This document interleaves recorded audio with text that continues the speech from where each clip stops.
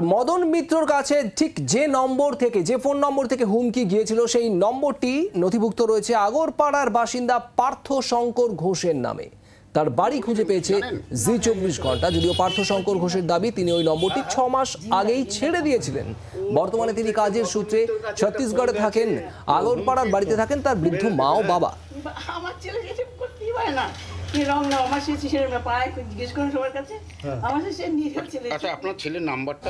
মদন মিত্র, ওই যে এমএলএ, মানে ইসের ওই কি যেন কয় পানিটা তৃণমূলের। তুই কি কোনো ফোন করেছিস? ওই দেন শোন, আমার ওই ওটা দাঁড়িয়ে আছে বার কি জানি না, বাড়ির ফটো তুলছে। আমাকে জিজ্ঞেস করলো তোর কথা। আমার ছেলে তো এখানে থাকেই না, ও কোনো পার্টি কোনো কিছুর মধ্যে।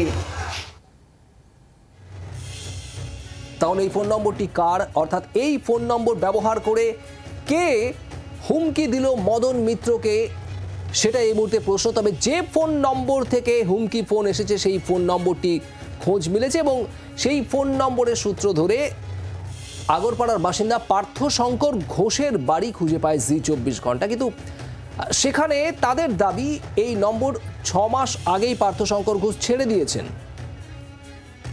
তিনি এখন ছত্তিশগড়ে থাকেন আর তার এখানকার বাড়িতে বৃদ্ধ বাবা মা থাকেন, যাদের সঙ্গে কথা হলো আপনারা শুনলেন। এবং ফোনে ছত্তিশগড়ে তার ছেলের সঙ্গে অর্থাৎ পার্থ শঙ্কর বাবুর সঙ্গে এই বৃদ্ধা মা তিনি কথা বলেন এই বিষয় নিয়ে।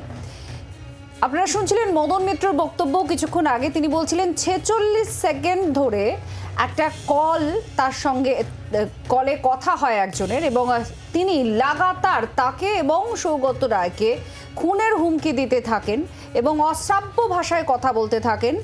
কল রেকর্ড হচ্ছে তার, এ কথা মদন মিত্র সেই ফোনে ওপারে জানান, কিন্তু কোনো রকম তিনি তোয়াক্কা না করেই 46 সেকেন্ড তাকে হুমকি দিতে থাকেন বলে মদন মিত্রের অভিযোগ। যে নাম্বারটা থেকে মদন মিত্রর কাছে ফোন গিয়েছিল সেই নাম্বারের যিনি মালিক বলা যায়, যার কাছে ইউজার, তার বাড়িতে আমরা গিয়েছিলাম, কিন্তু তিনি বর্তমানে ছত্তিশগড়ে থাকেন। তার বৃদ্ধ বাবা মা এখন আগরপাড়ায় তার বাড়িতে থাকেন। মদন মিত্র, ওই যে এমএলএ, মানে ইসের ওই কি যেন কয় পানিটা তৃণমূলের। তুই কি কোনো ফোন করেছিস? ওই দেন শোন, আমার ওই ওটা দাঁড়িয়ে আছে বার কি জানি না, বাড়ির ফটো তুলছে। আমাকে জিজ্ঞেস করলো তোর কথা। আমার ছেলে তো এখানে থাকেই না, ও কোনো পার্টি কোনো কিছুর মধ্যে। মদন বরুণ সেনগুপ্ত আমাদের প্রতিনিধি রয়েছেন আমাদের সঙ্গে। বরুণ, পার্থ শঙ্কর ঘোষ ঠিক যে নম্বর থেকে মদন মিত্রর কাছে হুমকি ফোন গিয়েছিল সেই নম্বর নথিভুক্ত রয়েছে এই নামে, কিন্তু এই ব্যক্তি বা তার বাড়ির লোক তারা কি বলছেন?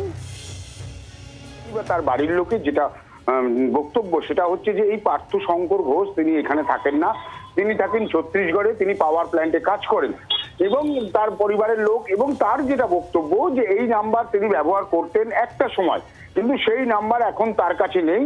তিনি সেই নাম্বার ব্যবহার এই মুহূর্তে তিনি করেন না। বেশ কয়েক বছর হলো তিনি এই নাম্বারটি ছেড়ে দিয়েছেন, এমনটাই তিনি কিন্তু জানাচ্ছেন। কিন্তু এই নাম্বার তাহলে কে ব্যবহার করে, তা কেন তার নাম উঠে আসলো? যদি সেই নাম্বার বন্ধ, তিনি যদি ছেড়েও দেন, অন্য কাউকে যদি কোম্পানি সেই নাম্বার দেয়, তাহলে তো সেই নাম্বার অন্য লোকের নামে আসবে। কি করে তার নাম পরিবর্তন হলো না বা এই নাম রয়ে গেল, সেটাই কিন্তু এখন জানার বিষয়, বা সেটাই কিন্তু সবচেয়ে বড় কথা। যদিও তার ছেলের বক্তব্য বা পার্থ শঙ্করের বক্তব্য যে তিনি কিন্তু এই ব্যাপারে কিছুই জানেন না বা কিছুই তিনি বলতে পারবেন না। বরুণ, ধন্যবাদ। বরুণ সেনগুপ্ত আমাদের প্রতিনিধি ছিলেন এতক্ষণ টেলিফোন লাইনে। সেক্ষেত্রে এই নম্বরটি এই মুহূর্তে কোথায়, এই নম্বরের ব্যবহারকারী বা কে, সেটাই এই মুহূর্তের সব থেকে বড় প্রশ্ন। বাংলার আওয়াজ, বাঙালির আবেগ, জি 24 ঘন্টা।